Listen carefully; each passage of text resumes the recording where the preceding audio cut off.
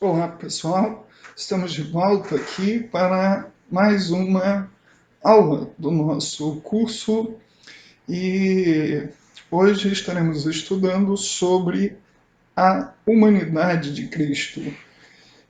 Você que participou da aula anterior assistindo esse vídeo, você teve a oportunidade de estudar sobre a divindade de Cristo. Então, antes de nós começarmos o assunto dessa aula de hoje, nós queremos fazer uma rápida recordação do que nós vimos na aula anterior, quando a gente pensou sobre a divindade de Cristo.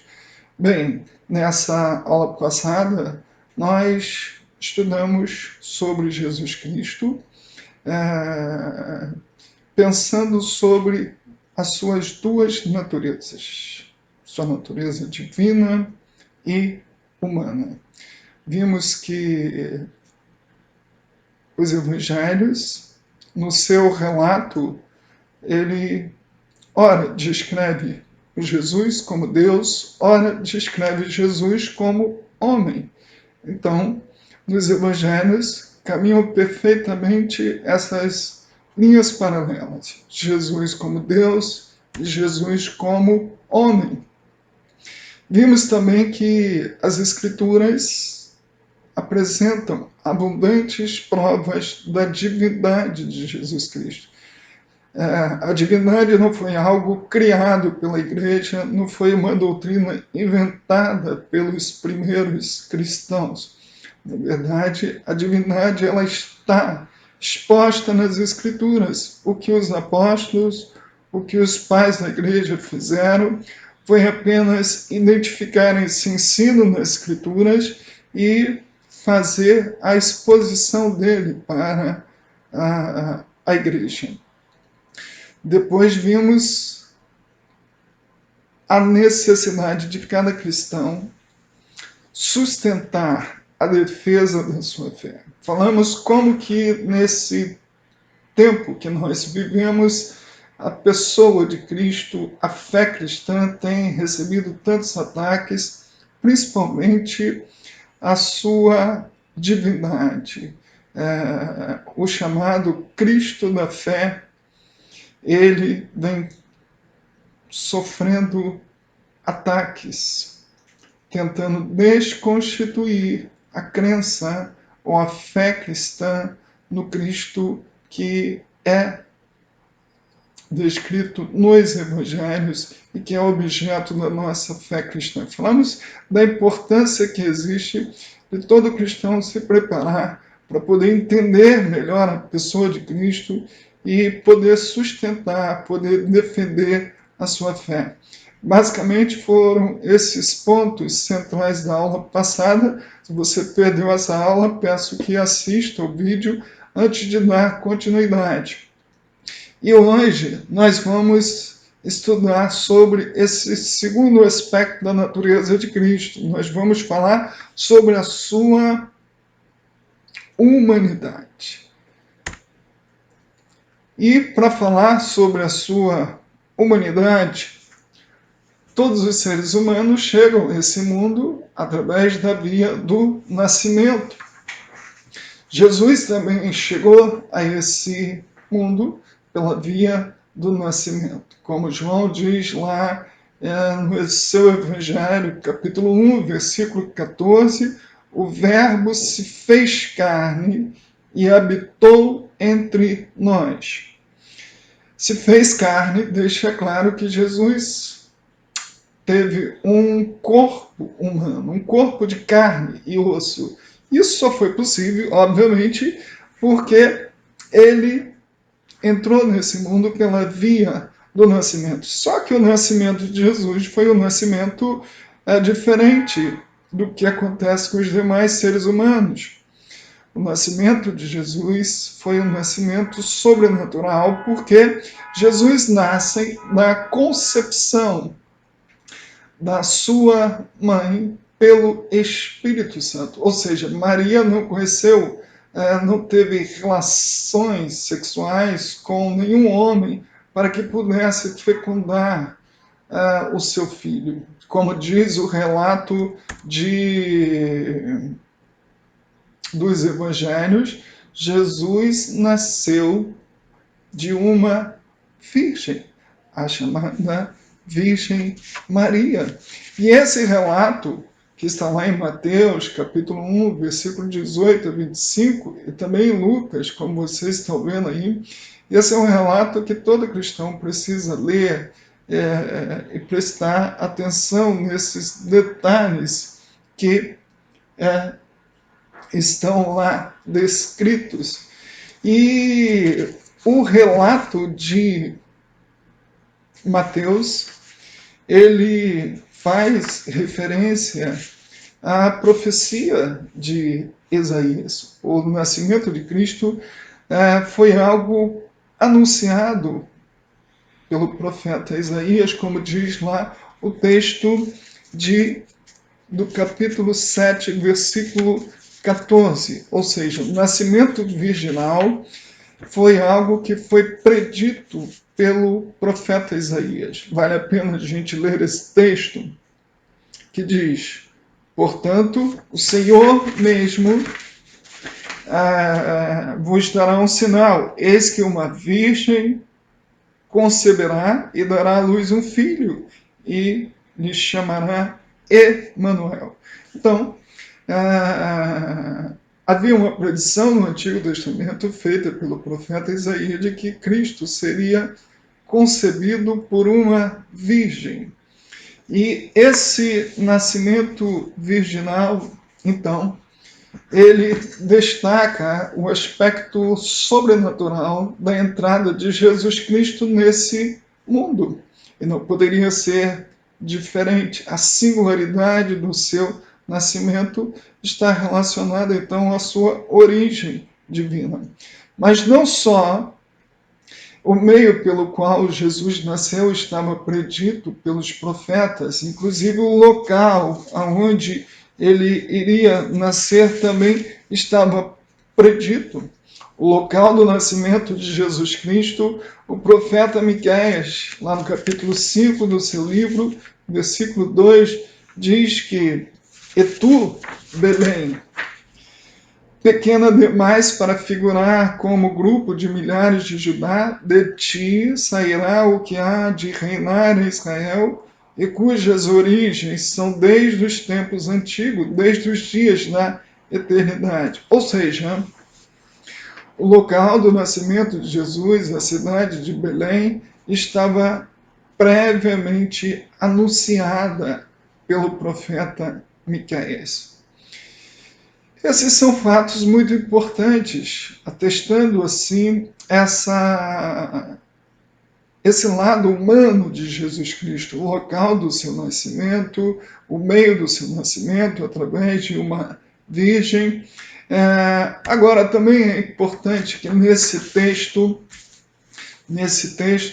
dos evangelhos, tanto de Mateus quanto de Lucas, eles nos falam de diversos detalhes que envolvem o nascimento de Jesus Cristo.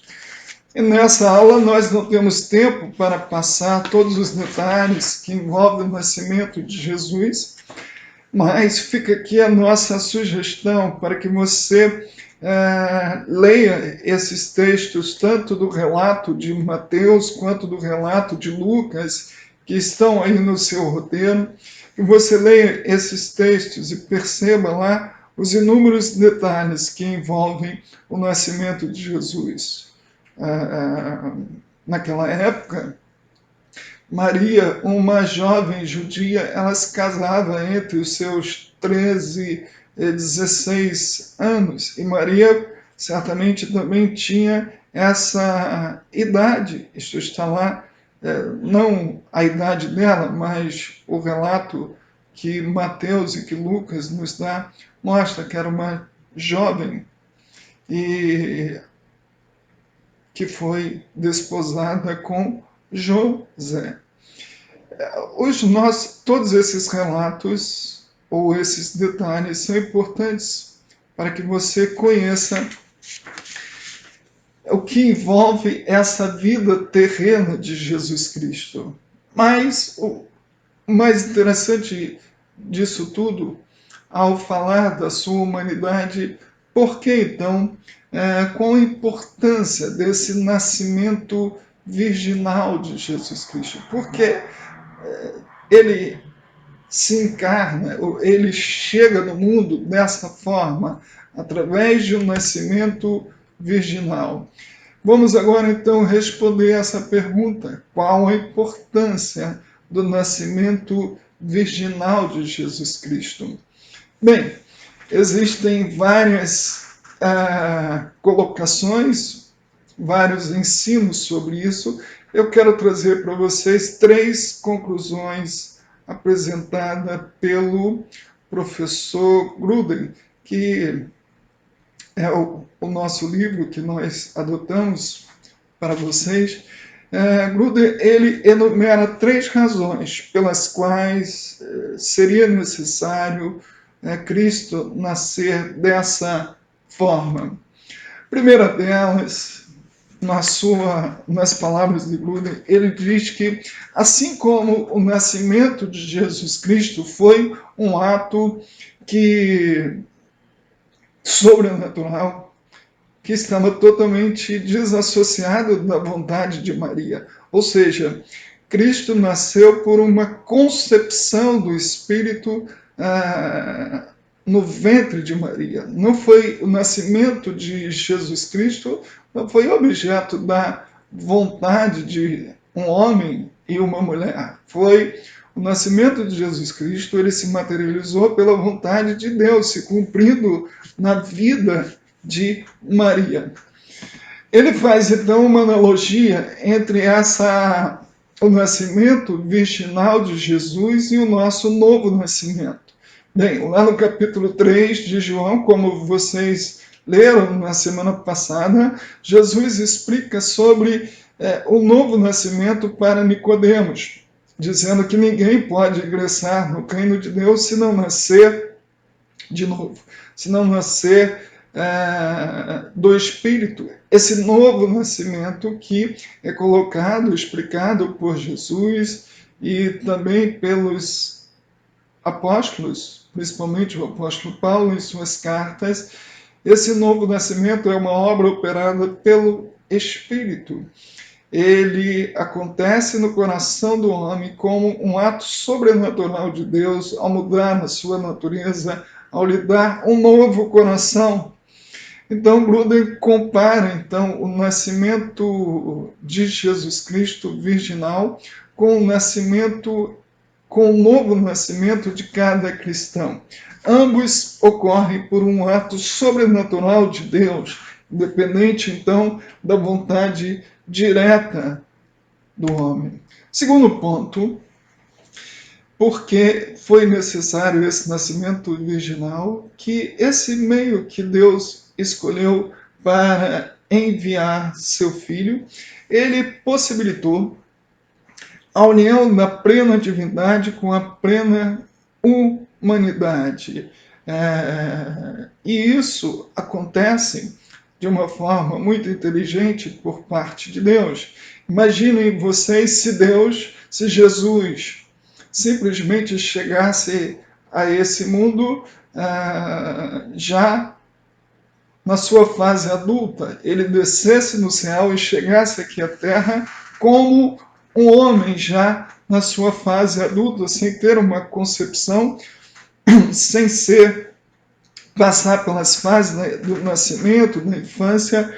Seria então muito mais difícil nós aceitarmos e reconhecer a sua humanidade. Se ele apresentasse aqui, então, se ele simplesmente descesse do céu já como um ser adulto. Da mesma maneira que se ele tivesse nascido de 2 genitores, um pai e uma mãe, seria então muito mais difícil nós aceitarmos a sua divindade. Então, esse é um argumento para justificar o nascimento virginal de Jesus. Ou seja, Deus escolheu o meio mais eficaz, o meio mais próprio para poder indicar as duas naturezas de Jesus, tanto a sua natureza humana quanto a sua natureza divina. Terceira razão é porque o nascimento virginal torna possível a verdadeira humanidade sem a herança do pecado. Bem,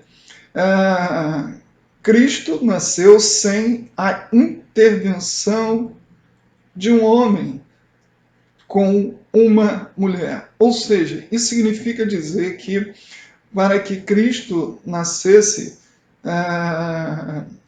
não houve a interferência humana de um homem com uma mulher. Isso rompeu, então, essa herança do pecado que é transmitida por todos, em todos os seres humanos. No texto de Romanos, lá no capítulo 3, versículo 23, diz que todos os pecados, toda a raça humana tem uma natureza que herdamos do nosso ancestral Adão. E se Cristo tivesse nascido da forma natural, que nasce todos os seres humanos, então essa natureza pecaminosa também seria transmitida para ele. Então Deus escolheu esse meio. O nascimento do seu filho acontece sem essa cadeia estar completa. Ou seja, ele nasce de uma mulher, mas sem a intervenção de um homem. Logo, a herança do pecado não foi transmitida para ele.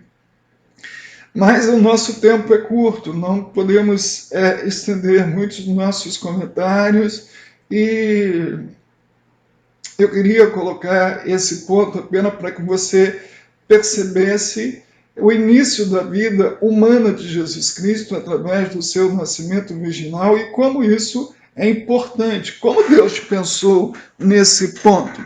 Agora também quero colocar para você algumas evidências da humanidade de Jesus Cristo.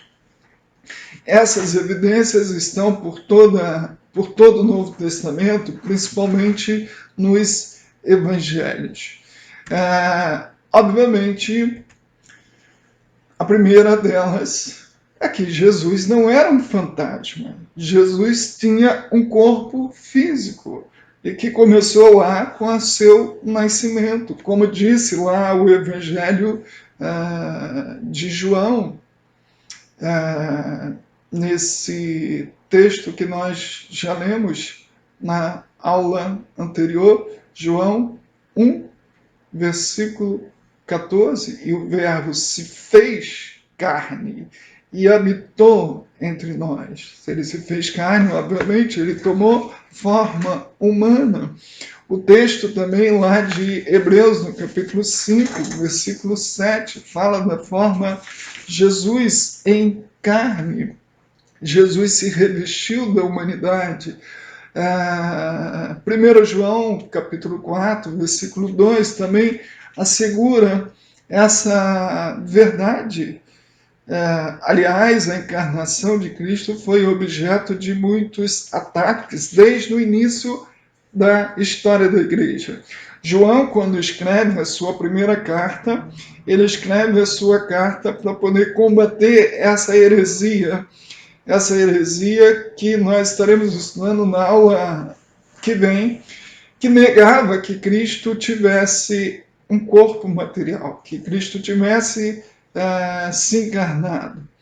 E essa foi uma heresia que tentou se proliferar na igreja. E João, quando escreve a sua primeira carta, João combate isso, esse falso ensino que Jesus não tinha um corpo físico, que Jesus era só um espírito encarnado. Outra verdade que corrobora esse argumento é da evidência da humanidade de Jesus nos evangelhos, mesmo quando depois que Jesus ressuscita num corpo de carne e osso. Tá certo que era um corpo diferente, não limitado como o nosso, porque Jesus, ele se apresenta aos seus discípulos, por exemplo, quando eles estão reunidos no cenáculo e estava tudo fechado, e Jesus apresenta-se no meio dos discípulos. É um corpo que ultrapassa os limites da matéria, mas era também um corpo de carne e osso, porque Jesus mostra para Tomé as suas mãos com as marcas da perfuração dos pregos, quando ele foi então crucificado. Então, o corpo físico de Jesus é uma evidência da sua humanidade. Corpo esse que foi moído na cruz, foi sepultado e depois ressuscitou. Ele saiu do sepulcro. Segunda, outras mais evidências da humanidade de Jesus. Jesus, como ser humano, ele sentia fome. Esse é um fato que está amplamente divulgado lá nos evangelhos. Vocês conhecem bem a passagem da tentação de Jesus, quando o tentador pede para que ele transforme as pedras em pães, porque Jesus estava com fome. Jesus se cansava. Jesus ficava cansado como qualquer ser humano. Jesus não tinha um corpo humano que estava acima das limitações físicas. Não, Jesus, assim como nós nos cansamos, Jesus também se cansava. O episódio lá, quando Jesus conversa com a mulher samaritana, diz o texto que ele para junto à fonte e Jesus estava cansado.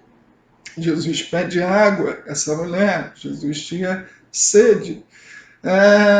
Jesus se indignou. O texto de Marcos, capítulo 3, versículo 15, versículo 5, fala que Jesus ficou indignado com a atitude dos fariseus na sinagoga, depois, quando ele cura um homem da mão ressequida, ele fica indignado de ver a falta de compaixão daqueles homens, de ver a falta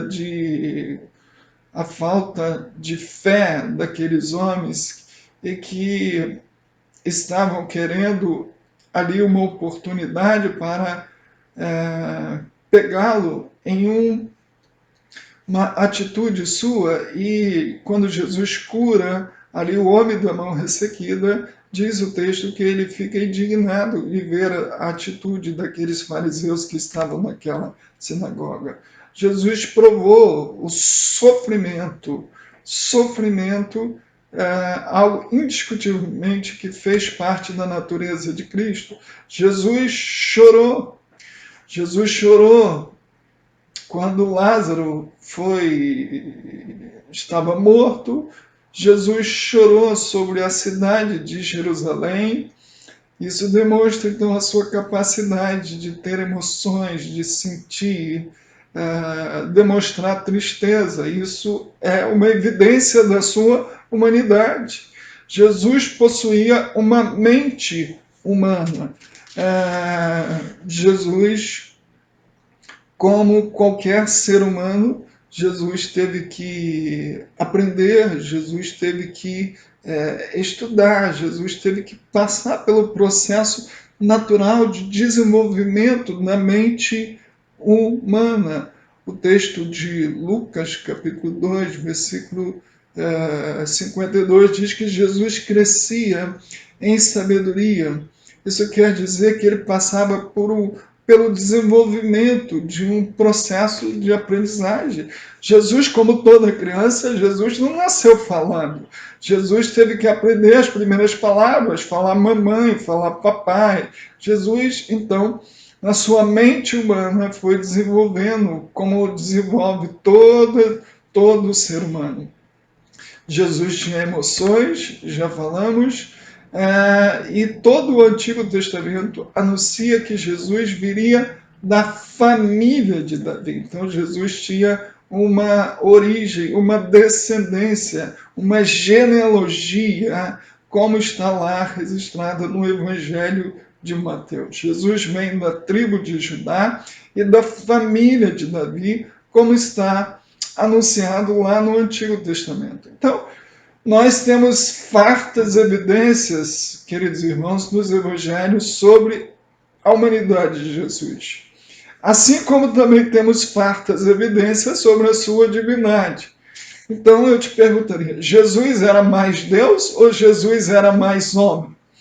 Será que qual lado que fluía mais? O lado da humanidade ou o lado da divindade? Na verdade, a resposta é: Jesus era 100% Deus e 100% homem. As suas duas naturezas não interferiam na sua uma com a outra. Ou seja, o mesmo fato que ele era Deus, ele também era homem. Ao mesmo fato que ele tinha que as limitações como qualquer ser humano tem. Ele tinha os atributos da divindade. Entretanto, ele não usava esses atributos da divindade para se livrar do sofrimento, para se livrar das dores. O texto lá de Filipenses nos fala do seu esvaziamento. E que é o esvaziamento? O esvaziamento não quer dizer que Jesus deixou de ser Deus. Não. Ele não deixa de ser Deus.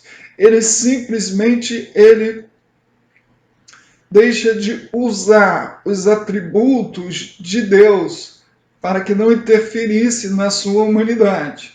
Por exemplo, você, para deixar de ver alguma coisa, não precisa você ficar cego. Se você fecha os olhos, você deixa de enxergar.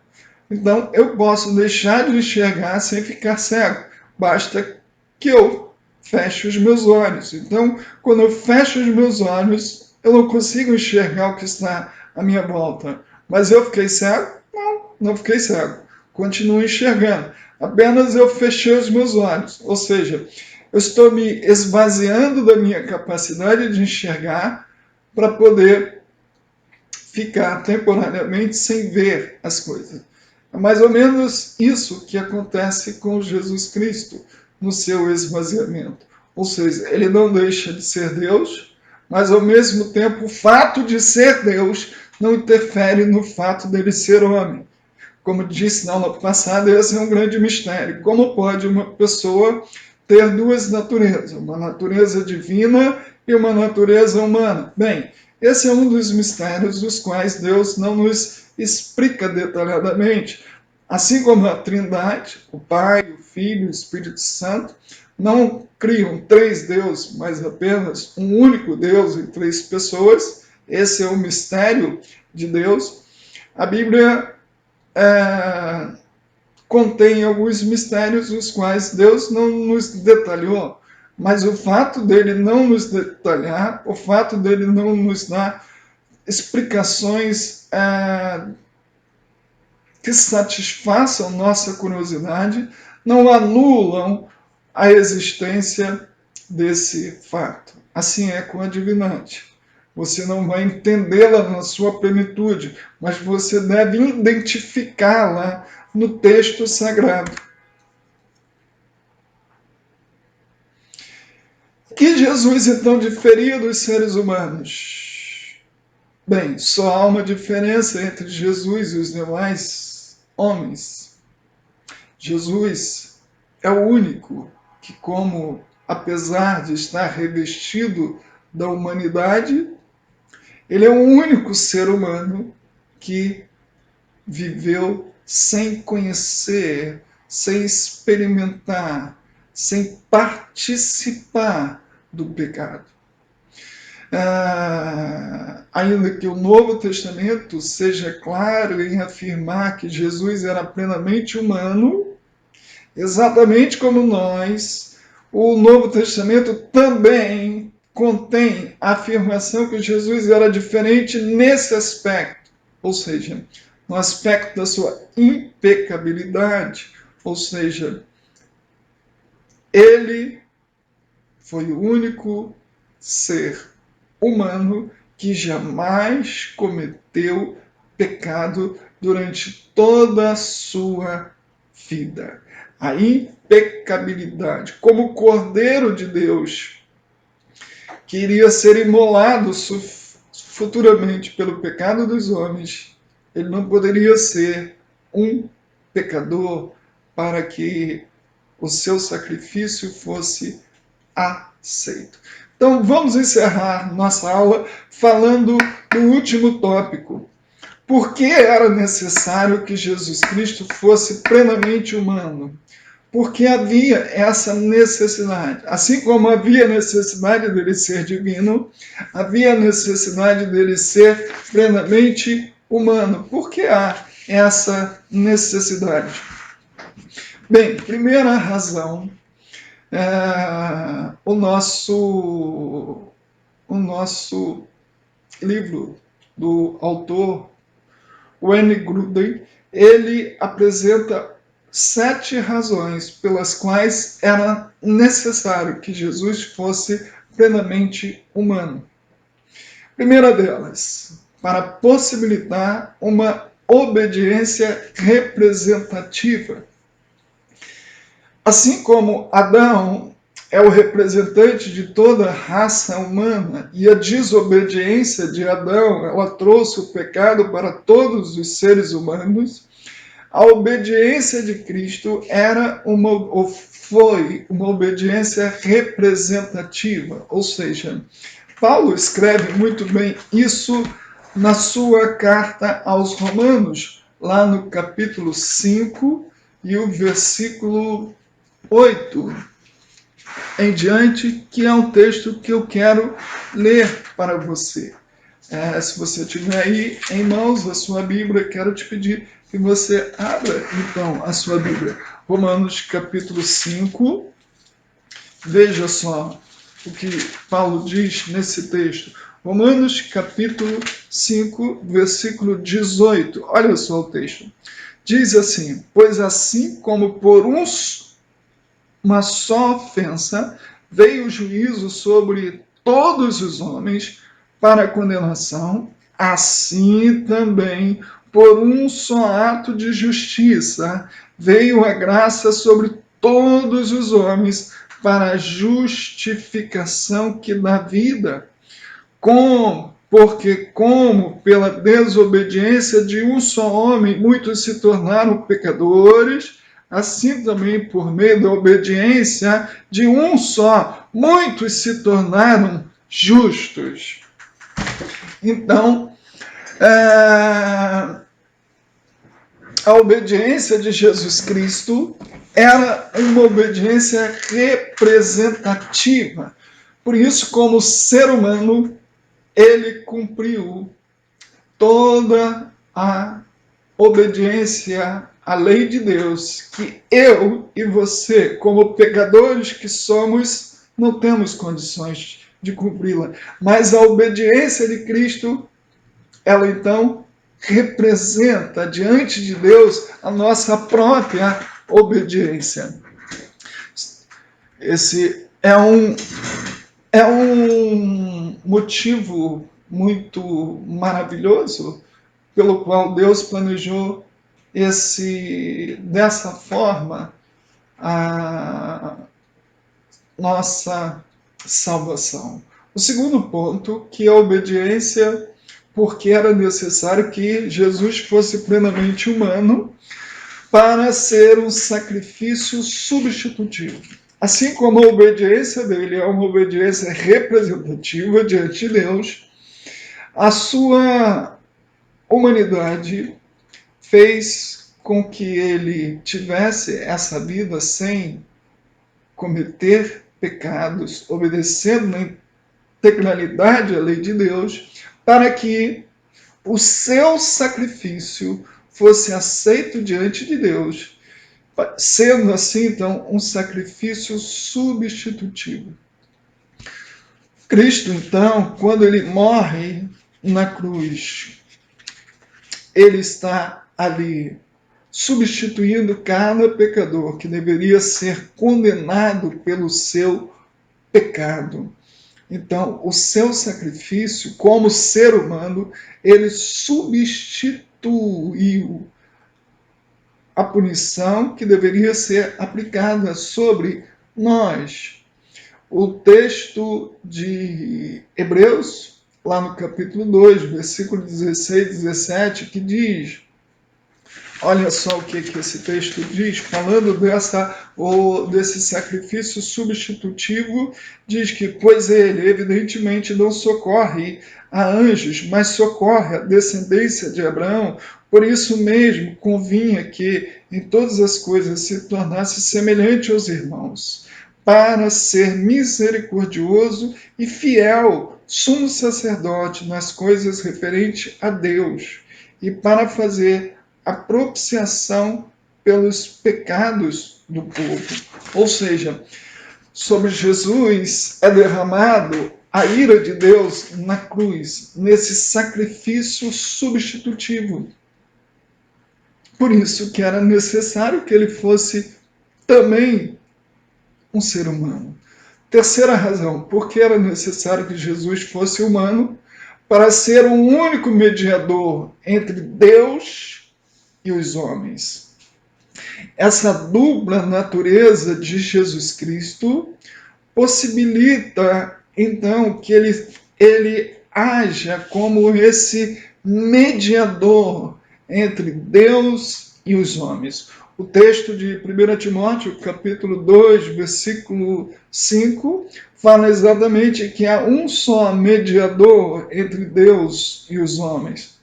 Por isso que nós não podemos aceitar qualquer doutrina, qualquer ensino que vá criar outro mediador além de Jesus Cristo. Todo respeito que temos a Maria, mãe de Jesus, não podemos concordar com a opinião defendida pelo catolicismo, que Maria seja a mediadora entre Deus e os homens, pois essa posição não coube a ela no plano da salvação. O mediador entre Deus e os homens é Jesus Cristo. Não existe outro mediador entre Deus e os homens. A Bíblia é clara nisso. Essa é a terceira razão. Quarta razão pela qual era necessário que Jesus fosse um ser humano, para cumprir o propósito original do homem de dominar a criação. Quando você se recorda do texto de Adão, lá no jardim, você pode observar que um dos propósitos de Deus, ao criar o ser humano, é que ele fosse, então, o dominador da criação. Mas o ser humano não conseguiu cumprir esse propósito. Adão não conseguiu dominar sequer a sua própria vontade. Aliás, ele não dominou nem a sua mulher, Eva, né? Adão é o exemplo, falhou na sua missão de regente, ao qual Deus o designou lá no Jardim do Éden. Cristo, como modelo de ser humano, ele vem então resgatar esse propósito original de Deus para a raça humana como regente da criação. Cristo, então, ele é o regente da criação. É esse modelo divino de ser humano como o propósito de Deus estabelecia. Quinto lugar, porque era necessário que Jesus fosse plenamente humano para ser o nosso exemplo e padrão na vida. Bem, ele, como na sua obediência perfeita, ele se tornou o padrão de ser humano perfeito. O padrão de humanidade perfeita está na pessoa de Jesus Cristo. O texto de João, no capítulo 1, versículo 2 e 6, que eu quero ler para vocês, diz assim: aquele que diz que permanece nele, esse deve também andar assim como ele andou. Isso nos lembra que Jesus Cristo é um modelo de ser humano que deve ser imitado. Lembro agora também das palavras de Paulo, quando escreve uma das suas cartas, que ele convida os seus irmãos a serem imitadores dele, assim como ele é um imitador de Cristo. Por quê? Porque Cristo, como ser humano perfeito, ele é o nosso exemplo, ele é o nosso padrão. Se você tem dúvidas em como agir em determinada situação, você precisa olhar para o seu padrão de ser humano. Qual é o seu padrão de ser humano? É Jesus Cristo. Jesus é o nosso exemplo, ele é o padrão de vida. Sexto lugar, porque era necessário a plena humanidade de Jesus Cristo para ser o padrão de nosso corpo redimido. Quando Cristo ressuscita, ele ressuscita com o seu corpo humano. Mas esse corpo humano, ele é, como Paulo coloca, um modelo de corpo, o qual nós, como aos sermos futuramente redimidos na nossa natureza humana, nós receberemos também um novo corpo, mas um corpo redimido. E ele é o padrão desse corpo que ele recebe depois da sua ressurreição. Esse mesmo corpo que nós vemos na ascensão, subindo aos céus. E os anjos ainda falaram para os seus discípulos: assim como vocês estão vendo ele subir, vocês também verão ele vir. E as escrituras nos diz que quando ele vier, todo olho o verá. Então Cristo recebe esse novo corpo, é um padrão de corpo redimido. Em último lugar, porque era necessário que Jesus Cristo fosse plenamente humano, para que ele pudesse compadecer-se como sumo sacerdote. Compadecer-se como sumo sacerdote. Jesus ter passado por tudo que ele passou, ter experimentado tudo que ele passou, Jesus foi tentado, Jesus foi humilhado, Jesus foi objeto de escárnio, todas as limitações, todo sofrimento, todas as fraquezas, ele passou por ela, ele experimentou todas elas.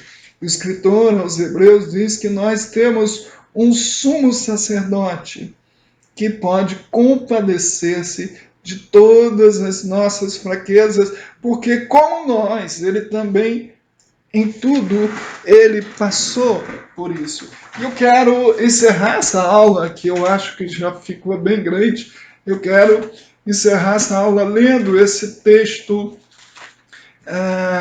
aos Hebreus, no capítulo 4 e o versículo 15, que fala exatamente dessa capacidade do nosso sumo sacerdote de se compadecer de nós. Olha só que texto tão lindo. Tendo, pois, a Jesus, o Filho de Deus, como grande sumo sacerdote que penetrou os céus, conservemos firme a nossa confissão, porque não temos sumo sacerdote que não possa compadecer-se das nossas fraquezas. Antes foi ele tentado em todas as coisas à nossa semelhança, mas sem pecado. Acheguemo-nos, portanto, confiadamente junto ao trono da graça, a fim de recebermos misericórdia e acharmos graças para socorro em ocasião oportuna.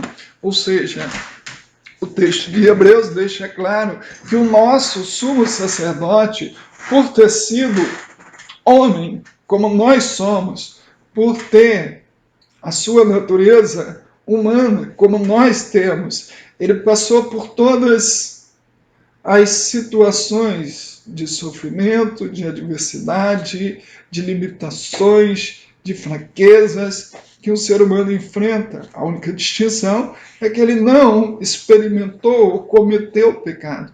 Mas como nós, seres humanos, Jesus sentiu a tristeza, Jesus sentiu a adversidade. E isso faz com que ele seja um sumo sacerdote diferente dos sumos sacerdotes da antiga aliança, porque ele tem a capacidade de se identificar conosco, porque ele viveu, ele passou por tudo isso. Então, eu espero que você compreenda a importância da humanidade de Jesus Cristo. Por todas essas razões que nós descrevemos e por outras que existem, mas que você louve a Deus, porque Jesus Cristo não tinha somente a sua natureza divina, mas Jesus Cristo também tem uma natureza humana. E é graças à sua natureza humana que ele garantiu para nós um sacrifício substitutivo, uma obediência representativa, e é graças a tudo isso que ele também é um sumo sacerdote que pode compadecer-se de nós. Então, encerro essa aula te mostrando aqui algumas fontes de pesquisa que você pode utilizar para poder estudar melhor esses assuntos, caso você queira. Mas te convido a continuar com a sua leitura do Evangelho de João, que foi o evangelho que nós escolhemos para ficar nele durante essas 5 aulas. E que Deus te abençoe rica